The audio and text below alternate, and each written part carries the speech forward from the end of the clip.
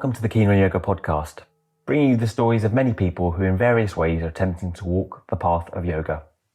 Our intention is to inspire your own practice and commitment to yoga beyond the mat and in all areas of life. We consider this an offering, a service to the community and labour of love. If you feel inclined, any donations are appreciated. Just visit our page and click the donate button at www.keenonyoga.co.uk/podcast. I hope you enjoy the show.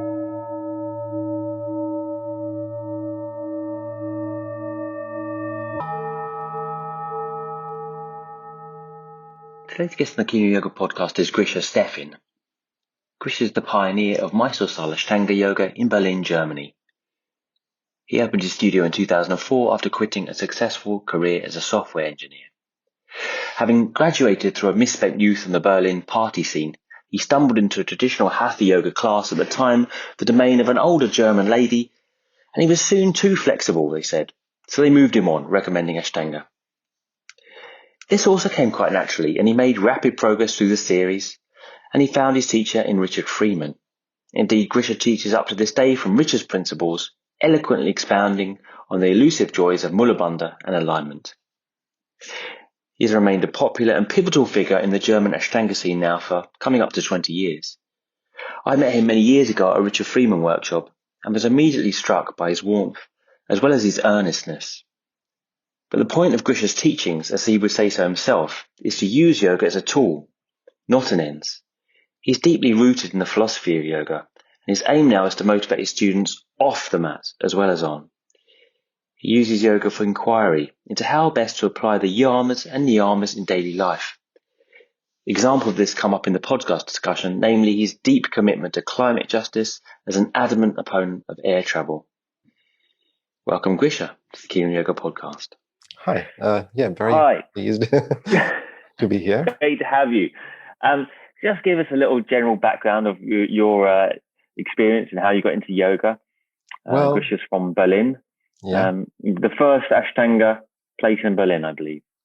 The first Shala, you could say. There was some Ashtanga going on when I started with it in about 2000-ish. There was one teacher, she taught, I think, one lead class a week or two, and she had maybe 2 students. And I had started with Shivananda Yoga before, and maybe just to put it into context, I used to be a software engineer. I was really busy with the software engineering, relatively successful. I earned quite a bit of money then, and at the same time, I had so much energy. I was I had so much energy. I could party every weekend. Maybe Berlin has been quite a remarkable techno scene.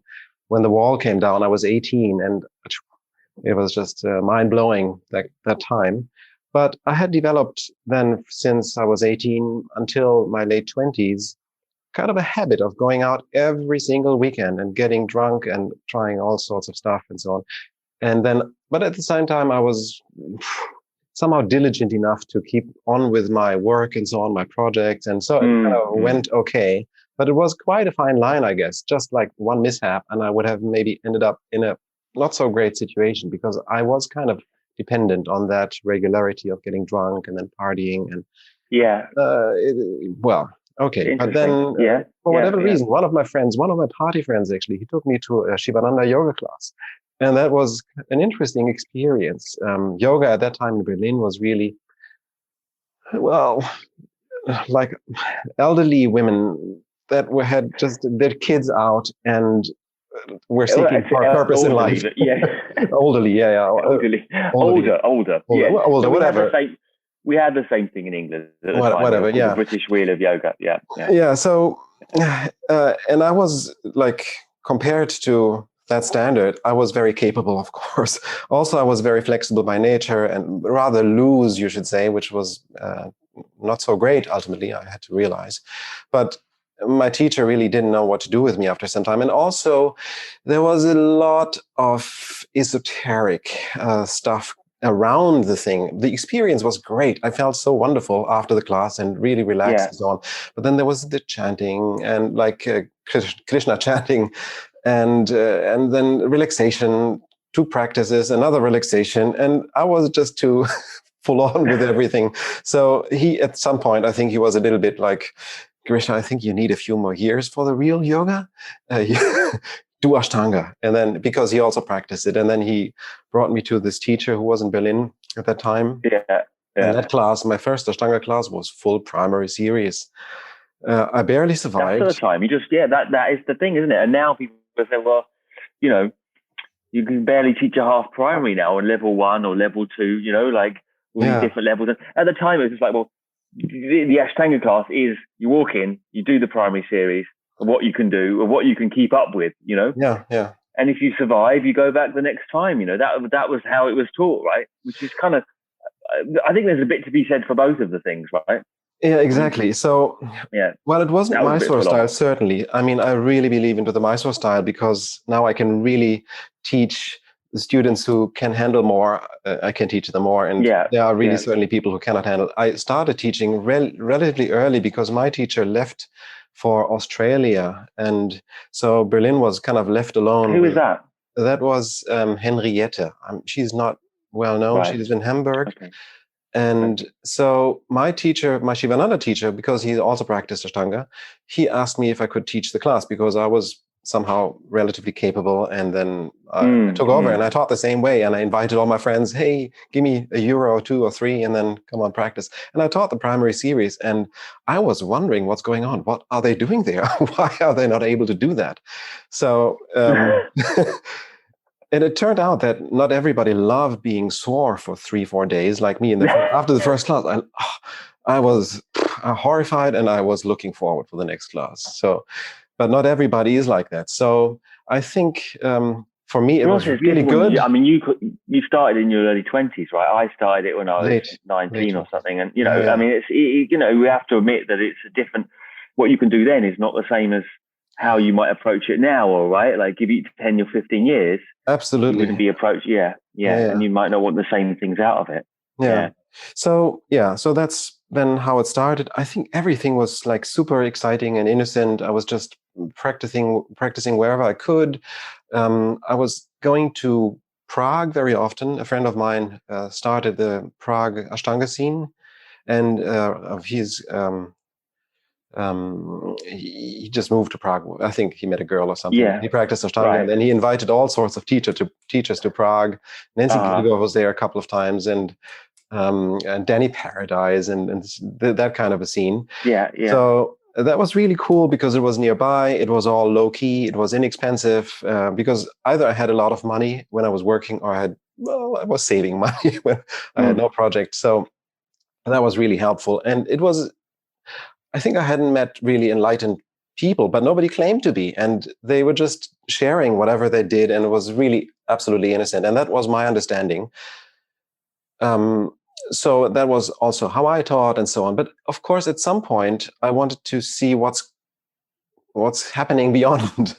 What is it? Where is all this going? And that is, I think, where after your first teacher, I mean, well, you learned the primary series off Henrietta, and then she moved, and then you started teaching like pretty early, right? So, absolutely. So you hadn't really had much teaching at this point. You were just simply, you learned the series and you were just doing it, and you were kind of your own teacher, I understand. Pretty much. And then I went to these retreats or trainings or workshops, which were kind of longer weekend workshops usually, and I practiced as much as I could, and I was very eager, give me more. And that's pretty much how I've learned. And then, of course, I've asked the teachers, okay, so who should I see? Where should I go? Right. And in that bunch of people that I've met at that time, there was pretty much reservation about Mysore.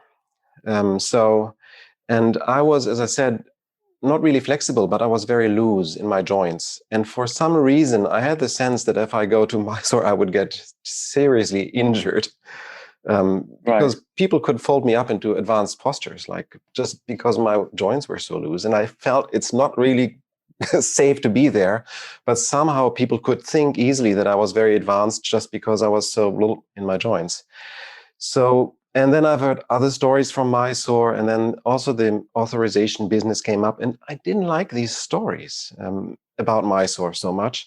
And also it wasn't on my path anyhow. So I thought, why not first study with the other teachers, with the senior teachers? So whenever somebody was in Germany, I traveled there. Eventually, I think 2004, I went to Thailand and practiced with Rolf for about first a month or 6 weeks or 2 months. Eventually, it was just so pleasant to be there. It was so wonderful. And so again, so basic and just raw experience of the daily practice, careless life. And it was just a wonderful experience again. Yeah, Rolf is a wonderful and unique person. Absolutely. We must have met like around 2005 or 6, I'd say, in Oxford when Richard Freeman came to Oxford. And then I had the understanding by that time that you knew Richard and had already been practicing a bit with him. And that's really, I'd say, is it true to say he's your foremost influence as a teacher? Yes. Yeah. Okay. Absolutely. So you want to, right. So do you want to speak a bit about that and Richard? Because obviously I kind of felt, and I think it's maybe not so true these days, but there always felt to be a polarity between either you going to Richard or you going to Mysore in a way, right? And perhaps it's not so polarized these days, but it definitely struck me as a personal. I mean, I decided to go to Mysore, but and you know, not to say I don't study with Richard as well, but you know, yeah. Anyways, speak a little bit about Richard. Well, really, the background is that I started reading also the scriptures, and I couldn't make really much of it. I knew it was great, but I wouldn't understand a thing. I tried to read all the commentaries I could, but it was all confusing and chaotic, and there was no structure in it. I thought, okay, what's the whole point in it? So that was one way of trying to get more information about the meaning of the practice. So why should I practice for 30 years? And I have to say, some of the advanced teachers or senior teachers I've met, they were just like myself 30 years later, and they had the same flaws that I saw in myself. Fair enough. Thought, well, why should I then invest so much energy if really, because I had the idea of yoga should make me somehow a better person and more generous and less egotistical and less aggressive with myself and with others and so on. And well, and I saw these older teachers, and some of them were just like hunting little girls, I saw. And I found that absolutely inappropriate. And so I didn't find really So it's then, definitely, I think that was, I don't know, is it so much there these days? It definitely was, you know, again, like it was a thing, you know, that they're definitely at a point, you know, there was a lot of that around. Perhaps. Maybe I should with say the current that culture. With the current culture, there's maybe a little bit more circumspection on, you know, affairs with students. But you know. Yeah, I mean, also this is perfectly fine. If I mean, I was like that. I saw it in myself, and I didn't like certain things about it. I was not like very strong. Like there were some people like predators. I thought I wasn't that, but I saw it. Good to hear. And I also saw in the practice that part of the reason why I liked it so much is because it seemed very easy for me. I seemed very capable to myself. It seemed to impress others, and that appealed to my ego structure, which at the same time felt at one point, or in one way, felt really good. But on the other hand, I saw that, well, it's really not how it should be.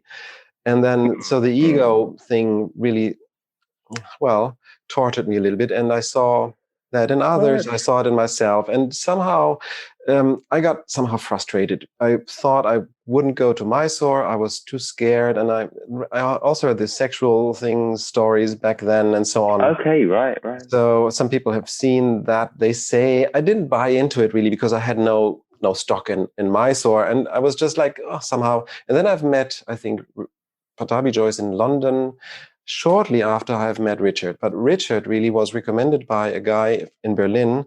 He's kind of a famous Ashtanga practitioner, Peter Greve. He was also in Mysore with all the old guys. Yeah. So it turned out that there were other Ashtanga teachers, but they weren't really appearing. And Peter was living there with his wife, Nicole. So that maybe comes later in the story. But anyhow, at some point, I was practicing with Peter and Nicole, and we actually decided to open up Aṣṭāṅga Yoga Berlin. But I was also getting a little bit, well, disoriented. I wouldn't find teachers where I could really get deeper into the well, more philosophical meaning of yoga practice. And so Peter then said, well, I think, Grischa, you have met all of them. So I think you need to see Richard. I've met Richard like 15 years ago. And even back then he was really kind of a crazy guy, but I think you will love him. So I've just checked out was there internet? I don't even remember. But somehow I found out that Richard is going to be in London, I think just a week later. So I packed my stuff, went to London, and I was absolutely flashed by his somehow completely different approach to everything that I thought I have heard before. Everything, including the fundamental principles like Mula Bandha and so on. I mean, it was just a mind-blowing experience. He taught with an former Iyengar teacher, Adil Palkivala or something. Yeah, he might be an interesting person to interview, by the way. He's still around. Yeah. I just remember meeting Richard, but I didn't get it, I have to say. I mean, subsequently, but I don't think I was ready at the point, I mean, I kind of felt when I first met Richard, I just kind of felt, well, why is he stopping us at Jnana Shasana A? Like, want to practice, you want to practice, and you're just like, oh my God, this is so slow. And, I have to say for my sins, and then he would be talking and then he would kind of go off on, and they would kind of come back, Yeah. Yeah. So I have to say I must have matured later to it than you did, because it took me a while to tune into his radio, as it were. I perfectly understand. I mean, I was ready for it, and I was somehow looking for it. And I had tried also learning from orthodox Indian philosophy teachers, and that wasn't my wavelength. They were just so slow and so repetitive, and they were giving these same examples: the pot and the clay and the snake and the rope. And I was like, oh goodness, I understand. Come on, tell me something. And Richard, with his Western type of background, the philosophical background, and the way how he spaces out on these topics, it just caught me somehow. And I had like the most amazing practices. Just a few sun salutations with him were just like, wow, where was I before? What was I doing in my sun salutations? And so, that was really exciting. And in Oxford, actually, I was super, super nervous. And I finally asked him, so I've sent you this application for your training in Boulder. So what do you think? And he said like, oh, yeah, you're in. Of course. And so, that was my situation back then. And so you went to Boulder. I went to Boulder in the same year, actually, in I think 2006 or 5. And this month was super intense, but not, as you have noticed, not from a physical point of view. But we had to read every day for, I don't know, I was really just like reading through all these texts. His homework was just a lot. And at the same time, I was very frustrated because he wasn't teaching Mysore, he was teaching his lead classes. And just like you, after a couple of days of lead classes and like the sun salutation so slow and again, at that point, I was still like, "Come on, teach me third series." I think it's natural when you have the energy of youth, and I was still the same now. If what was it philosophically that grabbed you? Somehow, you're quite into the philosophy, I know. Somehow the step from not so much knowing and trying to understand or learning philosophy as a knowledge, but rather allowing the brain to follow the ideas that are behind. So following the idea of that, for example, whatever you look at is really just your projection. And of course, at first I thought like, no, I'm seeing the tree. And then somehow he made, over the few days and weeks and so on, the mind all of a sudden realizes, well, yes, it's very used to be seeing whatever it sees, but really it is not there. And somehow it worked in my system. So that would have been enough, I think, to catch me. But then also by that time, I've been close to several injuries, I would say, in my practice. And I always thought this can't be correct. Yoga practice should not injure my body. And I had received, of course, that was the time, several very strong adjustments that were really borderline, and also not in. Also myself, I was so eager and so intense, and I would have eventually injured myself. But I knew it wasn't correct, so I tried Iyengar, I tried all sorts of things, but also this didn't really work. It was too dry. And then Richard's approach of somehow linking everything to a completely different Mula Bandha experience. Maybe you remember in Oxford, one of his topics was Mula Bandha is not what you think.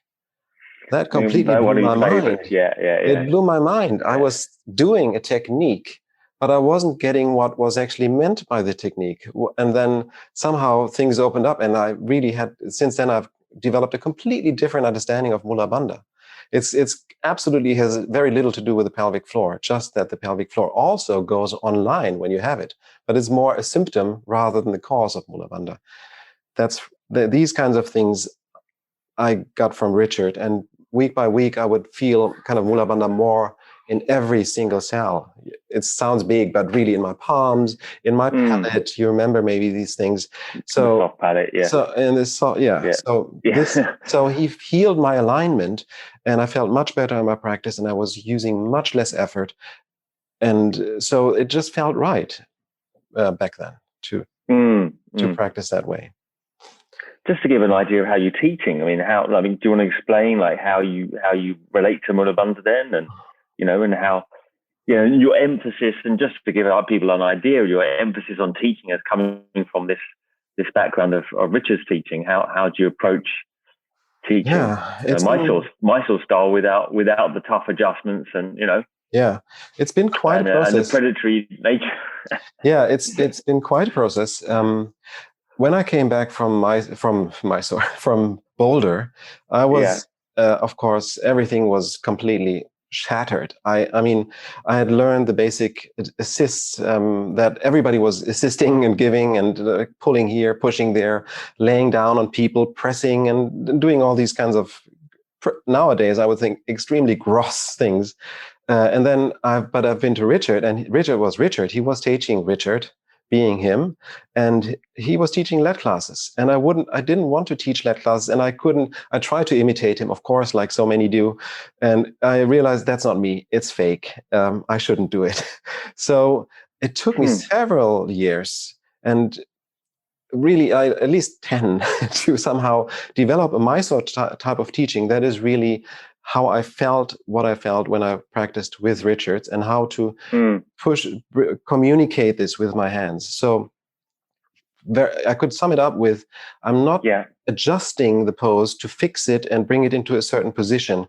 I've tried to find out what am I doing inside of me that creates, in what I felt, a better position. How would I do it if I were the student? And somehow over the time, my hands learned finding spots that were maybe muscular insertions or lines of the muscles that I would just like activate that fixes the poses. For example, instead of twisting the arms when they seem to be spun in, I'm just touching them lightly under the arms, and all of a sudden the right muscles activate, which are kind of here, the serratus anterior muscles and so on. So I've kind of hundreds of those little, but they are intuitive. They are not really learned. So and then I realized, and the longer I do it, the more I realized I don't need any force in assisting. Very rarely. And because if I use force, I either don't really know what I'm doing and I'm working against the student, or the student is anyhow too hard, too stiff. But most of the time there is an obstacle in the way. And very often the obstacle is maybe the belly is pushing down and forward, or what else could be the obstacle? They are like, basically, the bandhas are not really in place. But very oftentimes, the obstacle I found is actually that the pose is constructed to be done incorrect by a beginner. That was a revelation I had just a few years ago. When looking at the first pose, just lifting the arms up, every single beginner lifts up the shoulders and cranks the necks when looking up to the thumbs. So I thought, if everybody's doing it incorrect, because it feels terrible after some time, so it's constructed to create that pattern. So I would have to understand what is the solution of that. And somehow for this pattern, and like for so many others, it's a lack of connection to the pelvic floor. So you need to create a train of muscles that somehow links via serratus anterior, maybe some abdominal muscles, all the way down to the pelvic floor, and then immediately feel it in the palms, and it's the same thing then. The Mula Bandha expresses itself in the hands and in good alignment, I would say. And that's mainly, I'm in agreement with that. So for you, Mula Bandha, there's nothing to do with the pelvic floor. It's just simply an awareness and connection to the whole of the body. Is that right? I think Mula Bandha is something that is all pervading, or it's just an illusion. Right. If I just activate the pelvic floor, it's not Mula Bandha. But if I have a good pose, all of a sudden my pelvic floor is toned automatically. It's just one thing. So even if you can feel it, even having the palms not really right, perfectly placed on the floor in a down dog, maybe by allowing the index finger ball to come up, it's not Mula Bandha is not really there. She's very shy, you could say. But even if you just fake it and press it down, it's not Mula Bandha either. So I don't know. It's the cause and the symptom at the same time. It's actually a non-dual. So how do you kind of coax that out of someone? Sorry, how do you kind of coax that out of someone? Well, I allow the intuition of the student to appear. It's hard to communicate how I teach that, but for example, I would just then, if I see it, if I see it in the person and they maybe press down with their index finger ball on my hand in let's say in a warrior pose, if they go too much in a back bend, then these muscles here open and there's no connection to the mula. So if I allow them to drop the front ribs, all of a sudden I can feel, just like, how do you call this, where you press down on something and you feel the resistance? I can feel the pelvic floor. So, and then I let them feel, oh, do you feel that in the pelvic floor? That's funny. So in Virabhadrasana, you're getting them to press down on your hands. For example, and if they do it not perfect, I do exactly the same. Then immediately I feel it's not connected. And if it's connected, I let them feel, okay, and feel that connection to the pelvic floor and find that in everything. So there are specific poses where it's really easy to point out that connection. And from there, that's how I learned it with Richard. It's just a logical step to find that here and there and there. And with time, of course, we are all developing eyes. We see that in students when it's lacking, when something seems disconnected.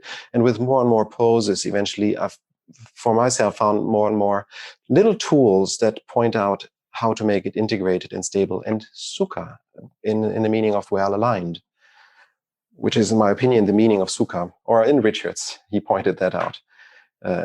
Maybe you've heard that sukha actually means good whole. Su is good. Oh yeah. I think I've heard Richard. And it's in the Yoga Sutra. Sthira, stable, and well aligned. That's the basic requirement for asana practice. And the second requirement, I just realized it later, is that you have to reduce effort. Prayatna, the effort that is actually required to learn something that is ultimately stable and pleasant, or stable and well aligned. There is initial effort. It's I think even the scripture says you need effort at first, but it has to be shaitilya. It has to be reduced over time.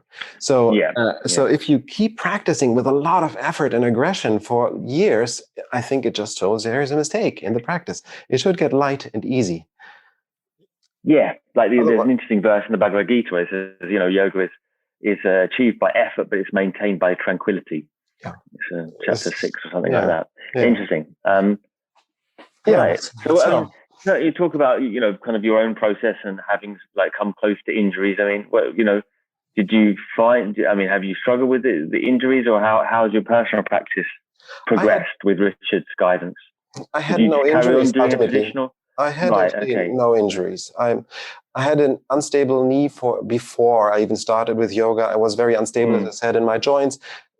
Especially my ankle joints became much more stable with the practice, although I would have been very vulnerable, and my initial lotus forms abused a lot of my structure in the ankle joints. But with Richard's, how it corrected over time, so my ankle joints got more stable. And and at some point also I stopped at a point, and that was also maybe because of Richard's path. I got interested in other things. I was somehow towards middle or end of third series. when some poses really started to kick out my vulnerable knee. And that was the moment when I thought, well, it's not really and what I want. I've met a teacher who was practicing fourth series, and we had to run for a bus in Prague. And he said, I can't run. I'm practicing fourth series. And I was like, what? You can't run? What's going on? Yeah, my knees are so unstable. And I was like, do I want to learn from you any longer? So maybe I'm too scared of pain or something. But on the other hand, I didn't mind being sore all over the body, but I didn't like injuries really. So I stopped before I got to that point. And also I had a practice that was really nice, and it became nicer and nicer with time. My back bend alignment, which was just being super flexible in the lumbar spine, all of a sudden with more integration. Also, I have to say, Chuck Miller and Matthias Ratti helped me a lot of that, quite a lot in that respect, to stay integrated in vulnerable poses. So I was then... Yeah, you can't escape that with Matty. Yeah. So I was very happy with my practice. I could practice the primary series easily and the intermediate series easily. The first, I liked the arm balances of the third, and the leg behind head was anyhow for my hips, just like a natural thing to do. But I couldn't see much coming up that really interested me. Also because I got so much into the philosophy, I was so excited about studying with Richard. So yeah, that was Does the philosophy integrate into practice, or how does it relate to the practice itself? Does it have an inherent kind of correlation to the yoga asana? If you're asking me now, it's of course a different. Back then, I still wouldn't see the connection. How does it really relate? I wouldn't really understand the three verses on asana, which I find super logical nowadays. I, of course, wouldn't even understand that part of the practice. And also, but that was actually one of the problems I had. I was doing this asana practice that I somehow liked because I liked myself about it and so on. My ego liked it and I was good at it and so on. And I've met Richard in his group in his field. He was just like the superstar, and I was learning from what I thought, or who I thought the best and so on. So I felt very good. And I was gaining more and more knowledge, but still I couldn't see what is said in the Yoga Sutra. How could this become true? And I'm answering these things now differently than I had just no answer back then, really. I was knowing more and more about it when I was studying with Richard. But have you met a person who has, by daily practice, achieved anything that is really mentioned in the Yoga Sutra? I haven't. I mean, this parts of it, yes. Maybe we have become more friendly a little bit, or minor things, or maybe more healthy. Some of us have not become even healthier. So or more friendly. The answer is really that what is being promised to us by our yoga teachers? What is it actually? I mean, they tell us to practice every day, something that is very intense. And I found that very meaningful for me, being me back then, when I was 30, being super eager, very capable and full on. And so it caught my attraction. Had I practiced Shivananda, I would have stopped like after a few weeks or months for sure. So that was really good for me. But where is the progress? How do we ever go further? And who defines what is further? And then really there are so many opinions about yoga and so many vague ideas and philosophical blah, blah, blah. But I mean, I want to feel it. When I read about samadhi, I want to, there must be something about it. It must exist as a tool, I think. So then I thought, well, what is my goal? Where am I going? And where can I look for a goal? So in humans, it was difficult to find or impossible. I could have become maybe like a Richard, a star, traveling and impressing people. But is this really what I want? Is it worthwhile traveling around the planet, practicing sometimes, or teaching asana to young, rich people all over the planet? And it didn't feel right to me. So then I realized, well, the only answers I can get are really in the Yoga Sutra and in the Bhagavad Gita. And if I don't understand how this is meant, then I have a problem, because then I'm practicing something. It's kind of, my ladder is leaning somewhere, but I don't even know if it's the right wall. That's interesting. I like the metaphor. Yeah. So, well, I didn't invent that. It's anyhow from a kind of self-improvement book that I read when I was 18 or so. But yeah, you're climbing and you don't really know if the wall is really even worth it. You end up on a concrete wall here and all the way up the ladder. And so many people, I think, have climbed up that ladder. They arrive in the desert, but they have no way of going back, because all the effort must have meant something. That's what I think is happening. So I took it kind of the other way around, and I tried to look for, okay, what is really the goal of yoga practice? And as soon as I started really to make whatever I read in the Yoga Sutra into some kind of a meaning, and try to find out the context in which things are.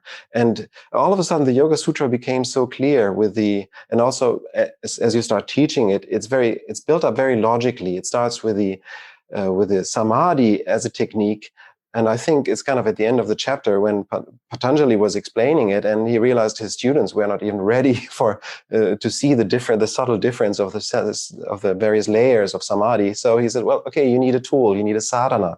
So the second chapter is then really clear about what is actually the path. And the path is overcoming avidya. It's ignorance. So not seeing things as they are, thinking that something that is, for example, permanent, which is actually impermanent, and vice versa, and all these things. And I thought, well, this is actually what Richard was teaching to me all the time, but I just didn't read it.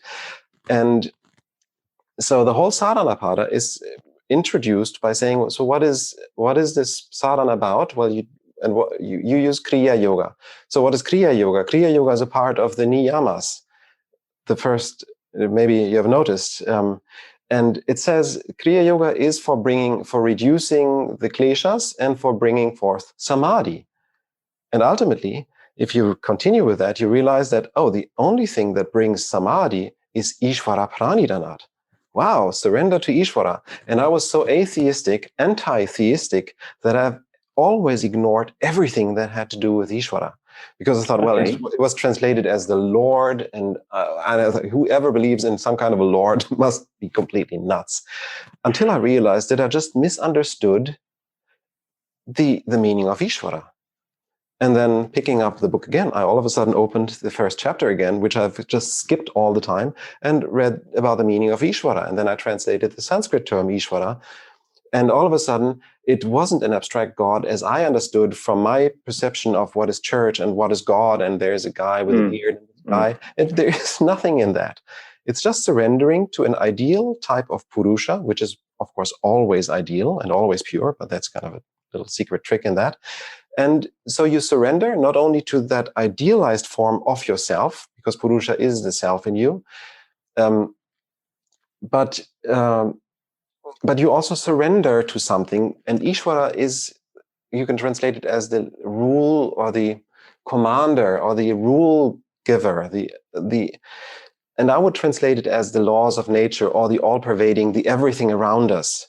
So I realized that whatever I practice must be serving the Ishvara, basically serving the other, which is very logical because avidya requires overcoming your ego structure. And what I see in modern yoga and what I saw in myself was I was actually serving my ego. I was trying to become a better practitioner. I tried to impress other people with my knowledge, with my capabilities. And I thought that's a problem. On that path, I can never get out of it. How would yoga look? How would yoga seem? How would a yoga practice be if you practiced it from a different perspective? Well, it's not really. I think the practices are designed to show you when you practice without donating all your actions to a bigger picture. You would injure yourself. You will injure others. You will create structures of dependency, of power, of money relationships, and so on. So all these, I think, are signs that you're actually not serving the big thing, everything, but you're really creating a distinction between yourself and others, which creates all these, I think, unhealthy relationships. So how does it look like? You look like the same, you practice exactly the same, but you unlearn being proud about whatever you do. And you unlearn the motivation of trying to impress others, maybe at workshops or so on. That would be an approach. And how do you teach that? I have no idea, because I was not taught that way. I was taught in a way like we were all taught since childhood. You are a better person if you practice the primary series and you practice it super good, and then you learn the second series and the third series. It's all attracting the ego, which I think is absolutely necessary. Otherwise, because we are so conditioned on that pattern. But where is the path out? Where do we take the student? Where do we teach the student as soon as possible, I think, to show them the emptiness of that path? I suppose my question is, I think it's necessary to, I always say it's a hook, it's an obvious hook. Everyone likes tricks. Yeah. Tricks are fun and impressive to others, and that's nice enough. But, you know, at a certain point, it has to gravitate to something deeper. But then how do you make that leap? Certainly with a student who you've given some nice tricks to, and the idea of physical progress is alluring, right? And at what point and how do you shift that to point to something deeper than that? Because obviously that can't go on forever in that same way. You know, it does in the end plateau at best, you know, in the worst, it leads to injury or disappointment or, you know, competition and struggle and suffering, etc. But it's hard to shift gears, isn't it? Is it shift? Yes, it's hard as long as we have no teaching. And that is, so to say, my criticism, that there's very little awareness even on the problem, that we all know that we are going to lose everything at some point. We are getting older, we are getting injured, as you said. So there is definitely an end. And so how I do it is just one approach, and I'm just learning how to do that. It is, of course, it is influenced by Richard, of course, because I've learned that through his way of teaching. So I think the only way that the eye-opening approach that I got from Richard was basically learning how to chant, getting into the Sanskrit, reading all the texts, and then his specific brilliance of making somehow also fun in all this and excitement in these kind of in these constructed stories and beautiful images and with lots of humor and so on. So, and telling also the yoga philosophy that can appear dry in a way that is very appealing and very interesting, and also confronting yourself with your own ignorance, I think. And I think that's important. I mean, it has to, when people are kind of confronted with this yoga philosophy, and for a lot of people, you know, it's maybe not their thing, you know, but it's still pertinent. I think it still can be made appropriate. It's, you know, it's a question of application, isn't it? And I know you teach it quite a lot, and you're quite interested in the yoga philosophy and teaching it. How do you approach that to make it relevant to people? Oh, well, how do you start? What's the first teaching? What's the basic premise? Well, this is, of course, not happening in the Mysore room, right? In the Mysore room, for example, if somebody comes in who has a solid Ashtanga practice and they're full on, the first thing is really bring them out of self-injury patterns that oftentimes happen in Ashtanga. I mean, we all know that. So that's the first step. Then if they eventually trust me, which is very important, then they will maybe coming to one of my retreats, or maybe one of my lectures that I do just rarely in Berlin, because it needs so much more time to get really a topic in all its facets. But usually people then come to the retreat and then they're caught for 7 days with me, and I can then really build up and I can explain the structure of the Yoga Sutra, and I'm trying to make them really excited about it, that it's not a dry thing to learn about, but it's really something when they, after the classes, walk around the seminar buildings and the farms and so on, where they can just experience, well, okay, what if I just try to see everything fresh and so on. So I'm trying to first, in theory, give them the idea of what yoga really means, which is really just perceiving reality as it is, in my opinion. That's the key quality of... Right. Yeah, so I'm in theory explaining this. I'm giving lots of examples, and then day by day, I think people buy into the story and get excited about it. So that is my approach, I would say. Just in the kind of for the reason of simple debate, clarify what reality as it is. What is that, and why do people want that rather than reality as they fancy seeing it? Yeah. So what we always see, because we are conditioned since early childhood, and it's not a mistake, I think, but it's as natural and it's as divine as everything else. But we have learned seeing reality or package reality into practical names and forms that we have stored for recognizing. We recognize a tree just by like briefly seeing it. We know it's a tree immediately, or we know a piece of bread, or we know wood. We know all these kinds of things. We have all these labels, which is completely uncritical. You would say it's aklishta. It's not. It's correct knowledge maybe, and it's not harmful. But it's harmful, for example, if there is a different layer of that. For example, if you have a specific relationship with your tree or your something, your piece of gold, or these kinds of, or if you have, for example, likes and dislikes. For example, you may have eaten some kind of a cabbage in your early childhood, and at that moment it was really not what your body liked or needed, and it rejected the bitter taste. It was really not the right thing, so you developed a dislike for something, although in different situations it would be really good for you to eat that cabbage. Or the other way around, you in early childhood, maybe you had very low blood sugar level, and you got the first time in your life a piece of chocolate, and your nervous system goes like, wow, this is the best stuff ever. And so you have an attachment to something that will follow you all your life. And the more often you fulfill that kind of an attachment, that is not really about the chocolate. There's nothing special in the chocolate. It was just in that specific situation where it was really maybe good for you, but it's not good in all situations. And as long as we are driven by these by not seeing the chocolate as just a substance that has lots of sugar and it has this and this function, and really retasting it every time and say, do I really need this now? No. Or like drinking alcohol.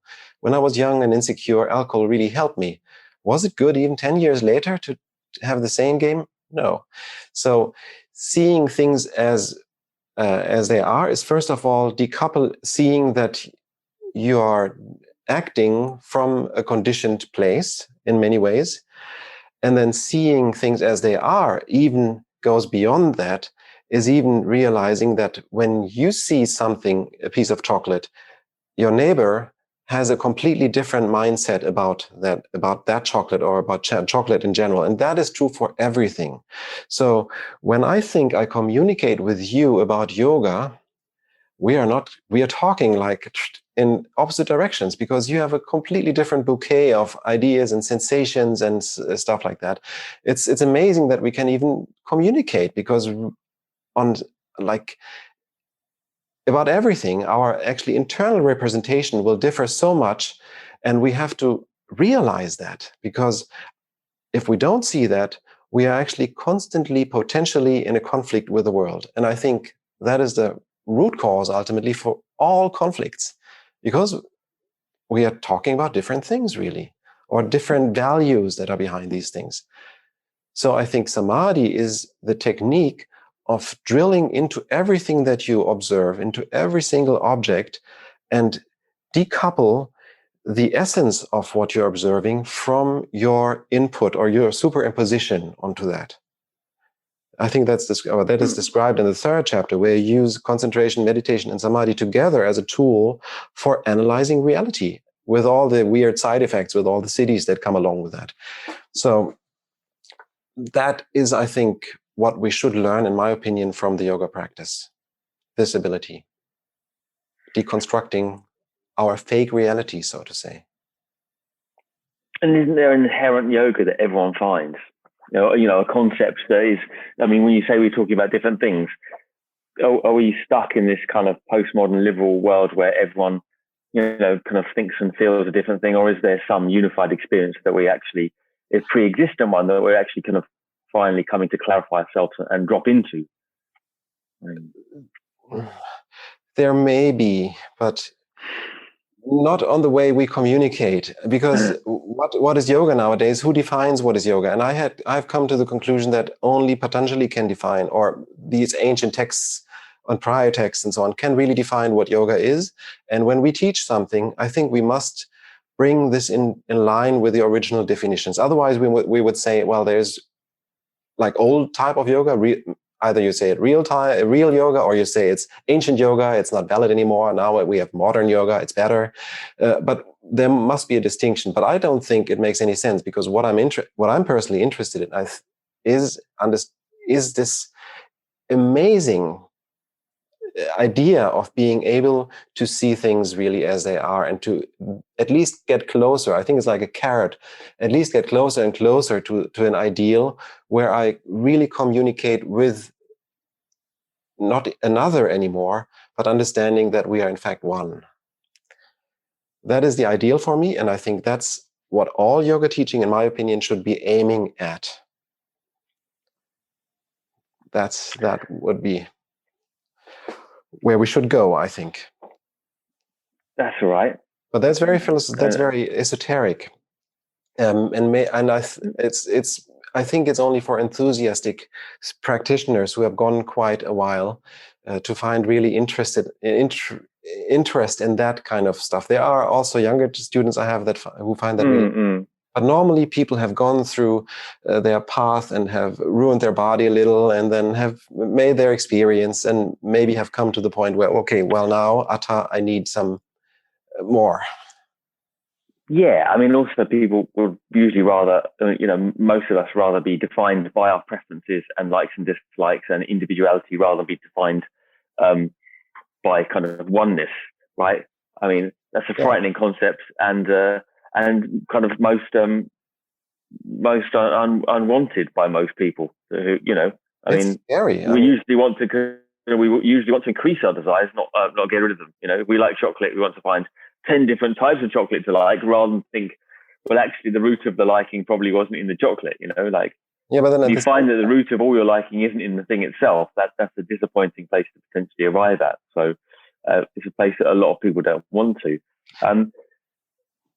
I wanted to kind of, conscious of time is running out of it. I wanted to question you on your interest in, how would you say, I want to say social radical change, but that's not quite right. I mean, you mentioned when we talked previous to this podcast on, about climate change and kind of, it seems like you feel that there's a sense of, how do you call it, unity or correlation between the practice of yoga and, a degree of social consciousness or conscientiousness. Is that right?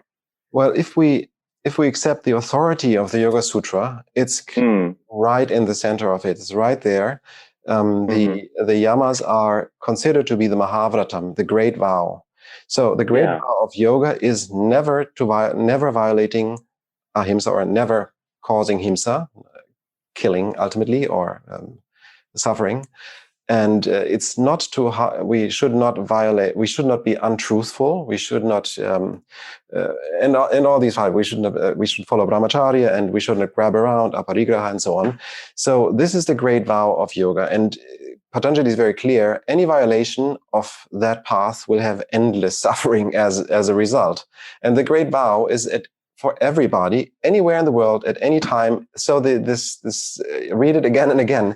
It is so strong that I would say, if you as a practitioner or a teacher violate any of these rules, I think it's not yoga. Otherwise, he would not have pointed it out so strong. And from that perspective, I would say that if you understand something about yourself that violates these, of course, nobody's perfect. I'm not perfect. But I see those, and I try to see, of course, the biggest problems first. I try to solve them. I try to see where is it coming from? Of course, it's all coming from ignorance. Well, it's easy said, but why do I need that? What makes me, for example, unsatisfied with where I am, for example, in the winter in gray Berlin? What makes me unsatisfied here? Well, it's maybe just past memories from Thailand that make me unsatisfied. We have a beautiful country, and even the wintertime has its beauty. It has its darkness, but we are complete by definition. The Purusha is always complete. And whatever we try to satisfy with, like, for example, a trip to India or a trip to Thailand is a satisfaction of the ego structure. It will go away as soon as we return. It will not give us permanent happiness. So it's followed oftentimes by depression. So we have tried that again and again. It always, as it says in the Yoga Sutra, leads to suffering. So what to do about it? Or what is the consequence? The consequence regarding traveling started to come up at the last retreat I went to with Richard. I was sitting in upstate New York in a beautiful retreat center in the middle of the Catskill Mountains, beautiful, at a pool, super nice, everything perfect. And I felt wrong. I felt somehow, what am I doing here? I just flew around the planet. I knew already 5 years ago that it wasn't as good as we thought with the climate, and our leaders were not doing what they should have done. So I thought, maybe that's not that great that 100 practitioners are flying around the world to be with one teacher and for a week, and just for actually really serving their short-term happiness. That's what I felt. So from that point, I met a few people that I found inspiring in really taking these thoughts further. Interestingly, the person who told me about the workshop, who also went, a student of ours and a teacher of ours, she had become very radical quickly after that thing, but she actually made me fly my last long distance flight. So anyhow, and I saw her, and then I looked at my children and I read more about the climate change, and I was just shocked. What have we done? And so I now say that flying directly and indirectly kills endless numbers of beings. So it's a violation of ahimsa. Absolutely. The output of an airplane of CO2 is so high you wouldn't imagine. It's one of the largest problems that we have. Only a few 100 million people fly on the planet. We had it. We don't have it right now. Yeah. Maybe we won't have it again. So you're going to be stuck in Grey Berlin forever after it, aren't you? Can you get on a boat? But if I'm not happy, I won't be much happier than anywhere else. Of course, it's okay to travel, but not if it has the consequence that my children will suffer, or that children now in India or in Africa suffer because we keep heating up the planet. I think we have no right for enjoying the money that ultimately we have stolen from them 100 and 200, 300 years ago. We have no right of abusing the money that we have. Basically is just interest of the interest of the interest of the money that we have stolen eventually, and the values.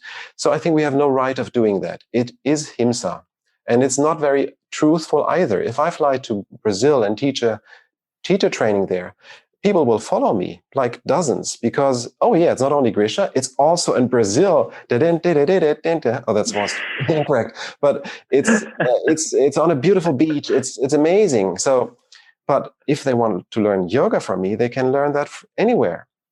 They don't need to travel. If they were really into the yoga, they would go study with me anywhere. So that's what I thought. Well, okay, then it's just not doable. The amount of CO2 is just not explainable to our children. And if they ask me in 10, 20 years, what have you done? What am I going to answer? Well, I knew it, but of course, I mean, hello, Thailand is so great. How could you not travel? How can you stop doing that? But that's what's happening. And then I founded these Yogis for Climate Justice with a few people, hoping that, well, I mean, reading your own CO2 footprint and then seeing what you're doing, how many people you make travel, I thought that a Richard or so would just easily speak up and say, well, hey, we have done that. We have really created great destruction on the planet, great harm. But now we have realized that, of course, we stop, and please don't follow our path. It was not right to do that. It didn't happen. People, as soon as Corona is over, people will start flying again. And I know enough in the meantime about climate change that it is the end. It will really cause a lot of suffering if we don't, everybody who can puts the brakes. And yeah, I'm not very optimistic that this will happen because the ego is so strong.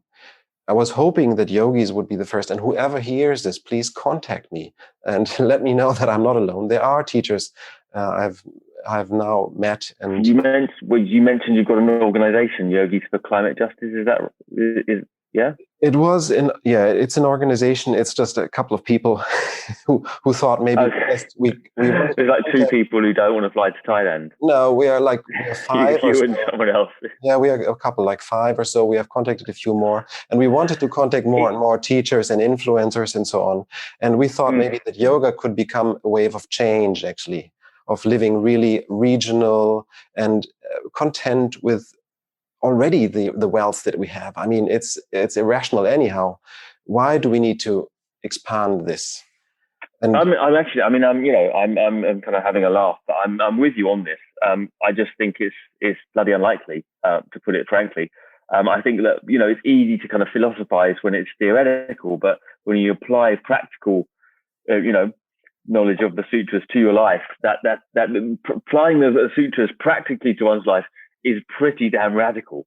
There's some serious changes you're going to do, right? I mean, yeah. Absolutely. I don't think it's that radical. I think it's a step-by-step process. Start step by step. I think you won't convince most people to stop flying. We have to. There is no alternative. I think we won't, but there is no alternative. Either we do and we have a chance, or we don't and we don't.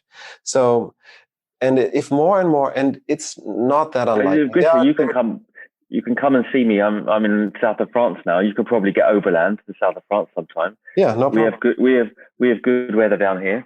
Yeah, I love the trains. Yeah. It's super nice. Yeah, exactly. Come, but I will not fly any longer. And no, that's very noble. I mean, incredibly. And I think it is important to spread it out from the yoga mat to make more serious decisions. I mean, how are you, for example, on the food thing? I mean, I'm just did a podcast with Mary recently, Mary Taylor, in fact, on food and ethics and food and etc. I mean, what's your feelings about, just in terms of, obviously we have the food miles idea, but the local thing, and what about the vegetarian? How's your diet? Well, the thing is, about that?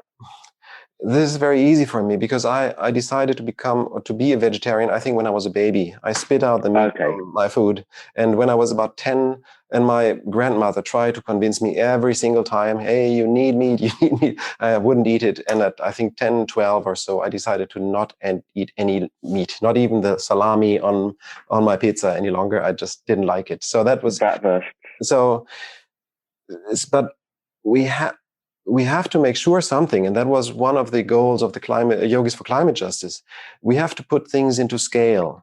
Nowadays, there is a big stream of people who think, well, I'm a vegan and I'm superior just by being a vegan. And I'm also great for climate. And then they drink their super smoothies with cashews and avocados and so on. And they are, in fact, worse by the footprint than a regional meat eater. So it's not really an easy answer. I would never eat meat, but if you live in Russia, right? So we have to put everything into context. And if you look at just your CO2 footprint, a flight is that, and that is your meat, your food decision. So first things first. As long as you're here, and just a couple of flights then easily goes to here, and this is your food decision. So the scale matters, and you can fix thousands of things and they would never accumulate up to the flight. Like 2-3 flights a year is beyond everything together what you do. So that's why we are so focused on the flying, because people get obsessed with so many details and reduce everything to just, I'm doing this right, so I'm doing everything right. And it's not enough anymore. We have all gone through there, and especially in our scene, who is not a vegetarian at least. And the step from vegetarian to vegan, to have a good vegan diet is very difficult, I think. I don't know. I think increasingly so people aren't vegetarian, actually. I think to be quite honest, my reflection is that people generally back in the day were, but I think now, I don't necessarily think now. I think people are more open to practicing yoga and eating meat as well. Yeah. I don't mind. I wouldn't judge anybody on eating meat, but a frequent flyer is a threat to my children. Right. Okay. Yeah. So because we But have, what about the farming of meat, etc. is a bit of a threat, isn't it? Really. it is terrible. I mean, meat production, just the term in German is horrible, and the circumstances are just horrible. We've gone to the animals themselves. Do not eat meat. But if you live in let's say Siberia and you have a cow and you treat it well and you eat it at the end of the life, if you're living, if you're listening to this podcast and living in the mountains of Tibet, you're welcome to at least eat meat, and you definitely can't fly, so no worries there. Well, Grischa, just to wrap it up, can you just give I always ask this question, can you give an inspiration, something that really inspires you, and a guilty pleasure, not flying obviously, but another guilty pleasure that you're happy to be guilty of? An inspiration and then just something that you like that, will give a rounded idea of you outside the yoga. And That's really tough pleasure. Tough question. I can't really answer it. I mean, maybe my most guilty pleasure is that I like going to the sauna. Oh, that works. Yeah, so right. Okay. It's terrible. They have them in Berlin, do they? Oh yeah, we have lots of saunas. It's a popular thing, is it? I didn't know that. It's very popular, and okay. It's very energy intensive. I've set up solar panels on our little house, and I've built my own sauna that runs on solar energy. So at least that, but I feel a little guilty about it because it is a lot of energy that should rather be fed into the system, into the grid. But I'm trying to use it only in the middle of the day when the sun is high up and it's excessive energy anyhow, but it is a problem. Right. So yeah, that's my advice. Oh, you should feel very guilty about that. Yeah, taking all that energy from the grid. That's a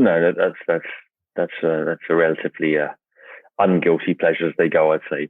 And what about your inspiration? What it could be a person, a place, or a book, or anything that comes to mind.